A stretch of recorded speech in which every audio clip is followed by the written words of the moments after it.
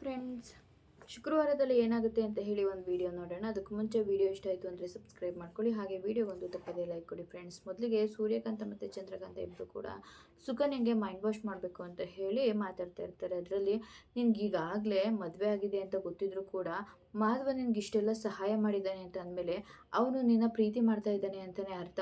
ನೀನೊಂದೇ ಎಷ್ಟು ಪ್ರೀತಿ ಮಾಡ್ತಾ ಇದೆಯಾ ಅಂತ ಹೇಳಿ ನೀನು ಮಾತಾಡ್ತಾ ಇರೋದ್ರಲ್ಲೇ ನಮ್ಗೆ ಅರ್ಥ ಆಗ್ತಾ ಇದೆಯಮ್ಮ.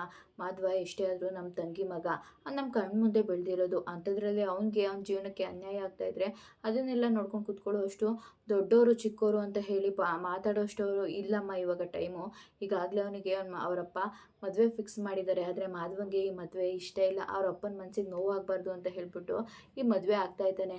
ಅಲ್ಲ, ಆದರೆ ಈಗ ಅಂತ ಹೇಳಿದಾಗ ನನಗೆ ಗೊತ್ತಮ್ಮ, ನಿನಗೂ ಕೂಡ ಮಾಧವ ಅಂದರೆ ಎಷ್ಟು ಇಷ್ಟ ಅಂತ ಹೇಳಿ. ಅದಕ್ಕೆ ನಾನು ನಿನ್ಗೆ ಹೇಳ್ತಾ ಇರೋದು, ಆದಷ್ಟು ಬೇಗ ಹೋಗಿ ಈ ಮದುವೆನ ನಿಲ್ಲಿಸು, ಮಾಧವನ ಜೀವನ ಹಾಳಾಗೋದನ್ನು ತಡಿ ಅಂತ ಹೇಳಿ ಹೇಳ್ತಾ ಇರ್ತಾರೆ.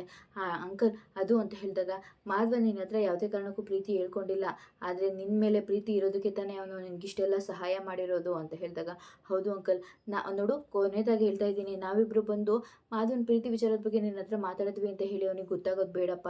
ಅವನ ಅಪ್ಪ ಎಷ್ಟು ಹಠವಾದಿ ಅಂತ ಹೇಳಿ ನಿನಗೆ ಗೊತ್ತಿದೆ ಅಲ್ವಾ ಅಂತ ಹೇಳಿದಾಗ, ಸರಿ ಆಯಿತು ಅಂತ ಹೇಳಿ ಅಲ್ಲಿಂದ ಹೊರಡ್ತಾರೆ. ಹೌದು, ಮಾಧವನನ್ನು ತುಂಬ ಇಷ್ಟಪಡ್ತಾ ಇದ್ದಾನೆ, ಅದಕ್ಕೋಸ್ಕರನೇ ಇಷ್ಟೆಲ್ಲ ಮಾಡ್ತಾ ಇದ್ದಾನೆ. ಇಷ್ಟ ಇಲ್ಲದೆ ಇರೋ ಮದುವೆ ಆಗಿ ಅವನ ಜೀವನ ಹಾಳಾಗೋದನ್ನ ನಾನು ಸಹಿಸೋದಿಲ್ಲ ಅಂತ ಹೇಳಿ ಅವಳು ಕೂಡ ಯೋಚನೆ ಮಾಡ್ತಾ ಇರ್ತಾಳೆ.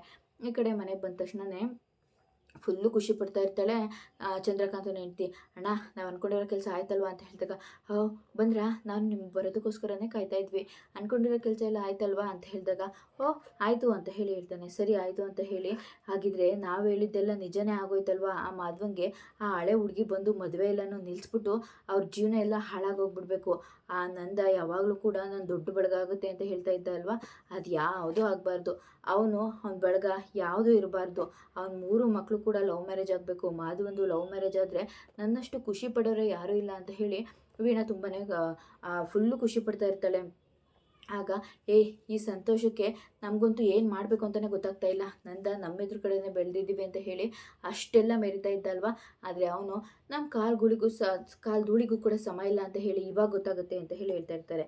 ಸರಿ ಆಯಿತು ಅಂತ ಹೇಳಿ ಅವರು ಕೂಡ ಎಲ್ಲ ಮಾತಾಡಿಕೊಂಡು ಫುಲ್ ಖುಷಿ ಪಡ್ತಾ ಇರ್ತಾರೆ. ಈ ಕಡೆ ಮದುವೆ ಶಾಸ್ತ್ರಕ್ಕೆ ಅಂತ ಹೇಳಿ ಬಂದು ಎಲ್ಲರೂ ಕೂಡ ಕೂತಿರ್ತಾರೆ. ಅದೇ ಟೈಮಲ್ಲಿ ಬಂದುಬಿಟ್ಟು ಸರಿ ಇವಾಗ ಹುಡುಗಿನ ಕರ್ಕೊಂಡು ಬನ್ನಿ ಅಂತ ಹೇಳ್ತಾರೆ. ಕರ್ಕೊಂಡು ಬರ್ತಾರೆ. ಹಾಗೆ ಶಾಸ್ತ್ರ ಮಾಡೋದು ಮತ್ತು ಪುರೋಹಿತ್ಯ ಎಲ್ಲದನ್ನು ಕೂಡ ನಡೆಸ್ತಾ ಇರ್ತಾರೆ. ಮದುವೆ ಕೈಲೂ ಕೆಲವೊಂದು ಶಾಸ್ತ್ರಗಳನ್ನ ನಡೆಸ್ತಾ ಇರ್ತಾರೆ. ಅಲ್ಲಿಗೆ ಬಂದು ಪ್ರಿಯಾ ಕೂತ್ಕೋತಾಳೆ. ಕೂತ್ಕೊಂಡ ತಕ್ಷಣ, ಪ್ರಿಯಾ ಏನಮ್ಮ ನೆಲನೇ ನೋಡ್ತಾ ಇದೆಯಾ, ನಿನ್ನ ಗಂಡನ್ನು ಸ್ವಲ್ಪ ನೋಡು, ಇವತ್ತು ನೀನು ಮುಖ ನೋಡ್ಕೊಂಡ್ರೆ ನಾಳೆ ಪರದೆ ಸರಿಸಿದ ಮೇಲೇ ನಿನಗೆ ಮುಖ ನೋಡೋದಕ್ಕೆ ಸಿಗೋದು ಅಂತ ಹೇಳಿ ಹೇಳ್ತಾರೆ. ಅವಳು ಕೂಡ ಹಾಗೆ ನೋಡ್ತಾ ಇರ್ತಾಳೆ. ಅಣ್ಣ ಏನಣ್ಣ ನೀನು ವಿಡಿಯೋ ಕಾಲಲ್ಲಿ ಮಾತ್ರ ನೋಡಬೇಕು ಅಂತ ಆಸೆ ಪಟ್ಟಿರುತ್ತಲ್ಲ, ನಿಜವಾಗ್ಲೂ ಬಂದು ಕೂತಿದ್ದಾರೆ, ಕಣ್ ತುಂಬಿಸ್ಕೋ ಅಂತ ಹೇಳಿ ಎಲ್ಲರೂ ಕೂಡ ನಗ್ತಾ ಇರ್ತಾರೆ. ಅರ್ಚಕ್ರೆ ಇನ್ನೇನು ಶಾಸ್ತ್ರ ಎಲ್ಲ ಶುರು ಮಾಡಿಬಿಡಿ ಅಂತ ಹೇಳಿದಾಗ, ಅಲ್ಲ ಕಣೋ, ಇಷ್ಟೊಂದೆಲ್ಲ ನೆಂಟರು ಬಂದಿರ್ತಾರೆ ಅಂತ ಹೇಳಿದ್ರೆ ಅಲ್ವ ಕೇಶವ, ಆದರೆ ಯಾರೂ ಕೂಡ ಬಂದೇ ಇಲ್ವಲ್ಲೋ ಅಂತ ಹೇಳಿದಾಗ, ಇದೇನಿದು ಕಡ್ಪಪ್ಪ, ಯಾರು ನೆಂಟರೇ ಇಲ್ಲ, ಅಷ್ಟೊಂದು ಜನ ಸಂಬಂಧಿಕರಿದ್ದಾರೆ ಅಂತ ಹೇಳಿದರು ಅಂತ ಹೇಳಿದಾಗ, ಅವ್ರೇನು ನಿಂತರ ಕೆಲಸ ಇಲ್ದೇನ ಕೂತಿರ್ತಾರೆ, ಬರ್ತಾರೆ ಸುಮ್ಮನೆ ಇರೇ ಅಂತ ಹೇಳಿ ಸುಮ್ಮನಿರಿಸ್ತಾರೆ. ಅಷ್ಟರೊಳಗಡೆ ಧನ್ಯ, ಅಲ್ಲ ವೀಣಾ ಆಂಟಿ, ಒಂದು ನಿಮಿಷ ತಡೀರಿ, ನಿಮಗೆ ಬಳಗ ಧಾರವಾಡ, ಹುಬ್ಬಳ್ಳಿ, ಮೈಸೂರು, ಬೆಂಗಳೂರು ಎಲ್ಲ ಕಡೆ ಇದೆ ಅಂತ ಹೇಳಿದ್ರಿ ಅಲ್ವಾ, ಆದರೆ ಎಲ್ಲಿ ಯಾರೂ ಕೂಡ ಬಂದೇ ಇಲ್ಲ ಅಂತ ಹೇಳಿದಾಗ ಇವಳು ಫುಲ್ ಶಾಕ್ ಆಗಿಬಿಡುತ್ತೆ. ಅಯ್ಯೋ ಇದೇನಮ್ಮ ಹೀಗೆ ಹೇಳ್ತಾ ಇದೆಯಾ, ಆ ಕಡೆ ಈ ಕಡೆ ಇರೋರೆಲ್ಲ ನಮ್ಮೋರೇ ಅಲ್ವಾ ಅಂತ ಹೇಳಿದಾಗ, ಯಾಕಂటే ಹೀಗೆಲ್ಲ ಹೇಳ್ತಾ ಇದ್ದೀರಾ, ಆ ಕಡೆ ಇರೋರು ನಮ್ಮೋರು, ಈ ಕಡೆ ಇರೋರು ನಾನು ಇವ್ರ ಮುಖ ನೋಡೇ ಇಲ್ಲ, ನಿಮ್ಮೋರು ಅಂತ ಅನ್ಕೋಬೋದು, ಆದರೆ ಎಷ್ಟೊಂದು ಜನ ಇದ್ದಾರೆ ಅಂತ ಹೇಳಿದರೆ ಯಾರೂ ಬಂದೇ ಇಲ್ಲ. ಅಯ್ಯೋ ಬರ್ತಾರೆ ಬಿಡಮ್ಮ, ಅದು ಅಲ್ಲದೆ ನನ್ನ ತಂಗಿ ಮಗುಂದು ರಿಸೆಪ್ಷನ್ ಇತ್ತು, ಅಲ್ಲಿಗೆ ಹೋಗಿದ್ದಾರೆ.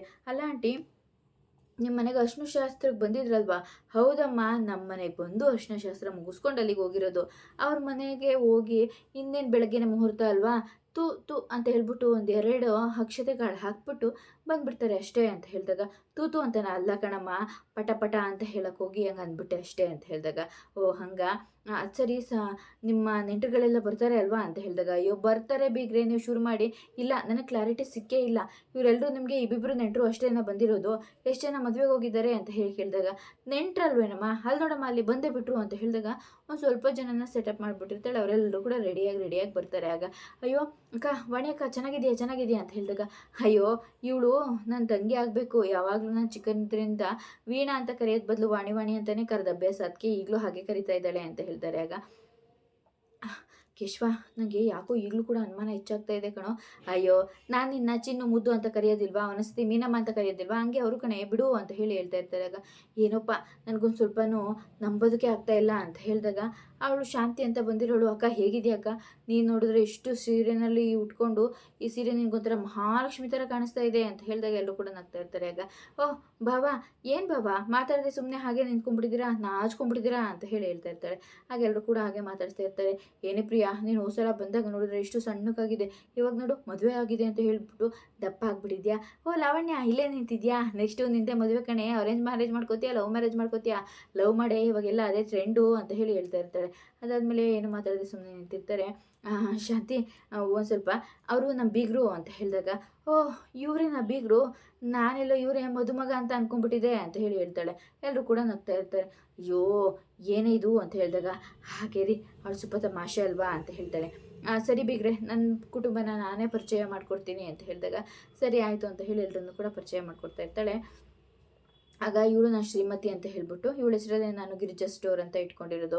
ಓ ಕಿರಾಣಿ ಅಂಗಡಿ ನಿಮ್ಮದೇ ಅಲ್ವಾ, ಹಾಗಿದ್ರೆ ಪ್ರತಿ ಸಲ ನಾನು ಕಿರಾಣಿ ಅಂಗಡಿಗೆ ಬರ್ತೀನಿ ರೇಷನ್ ತಗೊಂಡೋಗೋದಕ್ಕೆ, ಯಾಕಂದರೆ ಎಲ್ಲ ಫ್ರೀ ಫ್ರೀ ಫ್ರೀ ಅಲ್ವಾ ಅಂತ ಹೇಳಿದಾಗ ಗೋವಿಂದ ಹೌದು ಬಂದ್ಬಿಡಿ ಎಲ್ಲ ಫ್ರೀ, ಜೊತೆಗೆ ನಾನು ಫ್ರೀ ಅಂತ ಹೇಳಿ ಹೇಳ್ತಾನೆ. ಎಲ್ಲರೂ ನಗ್ತಾ ಇರ್ತಾರೆ. ಇವನು ಅವಳು ನನ್ನ ದೊಡ್ಡ ಮಗಳು ಧನ್ಯ ಅಂತ ಹೇಳಿ, ಅವಳು ಅಳಿಯಂದ್ರು ಚಿದಾನಂದ ಅಂತ ದೊಡ್ಡ ಲಾಯರು, ಇವು ನನ್ನ ದೊಡ್ಡ ಮಗ ನಂದ, ಇವನು ನನ್ನ ಎರಡನೇ ಮಗ ಕೇಶವ ನನ್ನ ಜೊತೆ ಕಿರಾಣಿ ಅಂಗಡಿನಲ್ಲೇ ಇರ್ತಾನೆ ಅವನು ಅಂತ ಹೇಳೋದಕ್ಕೆ ಹೋಗ್ಬಿಟ್ಟು ಇವಳು ನನ್ನ ಸೊಸೆ ಸರ್ಕಾರಿ ಹುದ್ದೆನಲ್ಲಿ ಇದ್ದಾಳೆ ಅಂತ ಹೇಳಿ ಹೇಳ್ತಾರೆ. ವಲ್ಲಭನ ಇಂಟ್ರೊಡ್ಯೂಸ್ ಮಾಡಿಸ್ಕೊಡ್ದೇನೆ ಹಾಗೆ ಬಿಟ್ಬಿಟ್ಟು ಅವಳು ನನ್ನ ಚಿಕ್ಕ ಮಗಳು ರಕ್ಷಾ ಅಂತ ಹೇಳಿ ಅಂತ ಹೇಳ್ತಾ ಇರ್ತಾರೆ. ಪಾಪ ಇವನಿಗೆ ತುಂಬಾ ಬೇಜಾರಾಗುತ್ತೆ, ಏನು ಮಾತಾಡದೆ ಸುಮ್ಮನೆ ನಿಂತ್ಕೊಂಡಿರ್ತಾನೆ. ಆಗ ಅಮ್ಮಳಿ ಕೂಡ ಪಾಪ ಬೇಜಾರು ಮಾಡ್ಕೊಬಿಡ ಕಣೋ ಅಂತ ಹೇಳಿ ಹೇಳ್ತಾ ಇರ್ತಾನೆ. ಇರಲಿ ಬಿಡೆ ನನಗೇನಿದೇನೆಲ್ಲ ಹೊಸ್ತಲ್ಲ ಅಂತ ಹೇಳಿ ಸುಮ್ಮನೆ ನಿಂತ್ಕೊಂಡಿರ್ತಾನೆ. ಈ ಕಡೆ ನೋಡಿದ್ರೆ ಮದುವೆ ಮನೆಯಲ್ಲಿ ಎಲ್ಲರೂ ಕೂಡ ಖುಷಿಯಿಂದ ಪಾರ್ಟಿ ಎಲ್ಲ ಮಾಡ್ತಾ ಇರ್ತಾರೆ.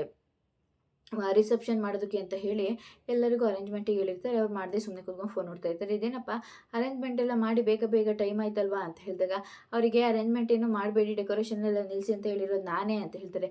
ಯಾಕೆ ಸರ್ ಅಂತ ಹೇಳಿದಾಗ ಯಾಕೆ ಅಂದರೆ ಮದುವೆಗೆ ಅರೇಂಜ್ಮೆಂಟ್ ಮಾಡಬೇಕಿದ್ರೆ 50% ದುಡ್ಡು ಕೊಡಬೇಕು, ಇಲ್ಲಾಂದರೆ ಮಾಡಲ್ಲ ಅಂತ ನಾವು ಹೇಳಿದ್ವು ಅಲ್ವಾ ಅಂತ ಹೇಳಿದಾಗ ಓ ಹಾಗೆ ತಾನೇ, ಇವಾಗ ದುಡ್ಡು ಅರೇಂಜ್ ಆಗಿದೆ, ನನ್ನ ಮಗ ತೊಗೊಂಡು ಬರೋದಕ್ಕೆ ಹೋಗಿದ್ದಾನೆ ಅಂತ ಹೇಳ್ತಾರೆ. ಏನೋ ತೊಗೊಂಡು ಬರೋದಕ್ಕೆ ಹೋಗಿದ್ದಾನ, ಹಾಗಿದ್ರೆ ಇನ್ನೇನು ತಂದೆ ಬಿಡ್ತಾನಲ್ವಾ, ಆವಾಗಲೇ ಶುರು ಮಾಡ್ತೀವಿ ಬಿಡಿ ಅಂತ ಹೇಳ್ತಾರೆ. ನೋಡಿ ಬಂದೇ ಬಿಟ್ಟೆ ನನ್ನ ಮಗ ಕೇಶವ, ಎಲ್ಲೋ ದುಡ್ಡು ಕೊಡು ಅಂತ ಹೇಳಿದಾಗ ಅಪ್ಪ ಅದು ಅಂತ ಹೇಳ್ತಾನೆ. ಯಾಕೋ ಸುಮ್ಮನೆ ನಿಂತಿದ್ಯಾ, ಮೊದಲು ದುಡ್ಡು ಕೊಡು ಅಂತ ಹೇಳಿದಾಗ ಅಪ್ಪ ಚೀಟಿಯವರೆಲ್ಲರೂ ನಮಗೆ ಮೋಸ ಮಾಡಿಬಿಟ್ರಪ್ಪ ಅಂತ ಹೇಳಿ ಹೇಳ್ತಾನೆ. ನಂದಂಗೆ ಫುಲ್ಲು ಶಾಕ್ ಆಗಿ ಹೋಗ್ಬಿಡುತ್ತೆ ವಿಚಾರ ಕೇಳಿ. ಮನೆಯವರೆಲ್ಲರೂ ಕೂಡ ತುಂಬಾ ಗಾಬರಿ ಮಾಡ್ಕೊಂಡು ನಿಂತಿರ್ತಾರೆ. ಅದಕ್ಕೆ ಹೇಳಿದ್ದು ಮೊದಲು ದುಡ್ಡಿಟ್ಟು ಆಮೇಲೆ ವ್ಯವಹಾರ ಮಾಡಬೇಕು ಅಂತ ಹೇಳಿ ನಡ್ರೋ ಅಂತ ಹೇಳಿ ಎಲ್ಲರನ್ನೂ ಕರ್ಕೊಂಡು ಹೋಗೋದಕ್ಕೆ ಹೋಗ್ತಾ ಇರ್ತಾನೆ. ಇದಿಷ್ಟು ಶುಕ್ರವಾರದ ವಿಡಿಯೋ ಇಷ್ಟ ಆಯಿತು ಅಂದರೆ ಸಬ್ಸ್ಕ್ರೈಬ್ ಮಾಡ್ಕೊಳ್ಳಿ. ಹಾಗೆ ವಿಡಿಯೋಗೊಂದು ತಪ್ಪದೇ ಲೈಕ್ ಕೊಡಿ ಫ್ರೆಂಡ್ಸ್.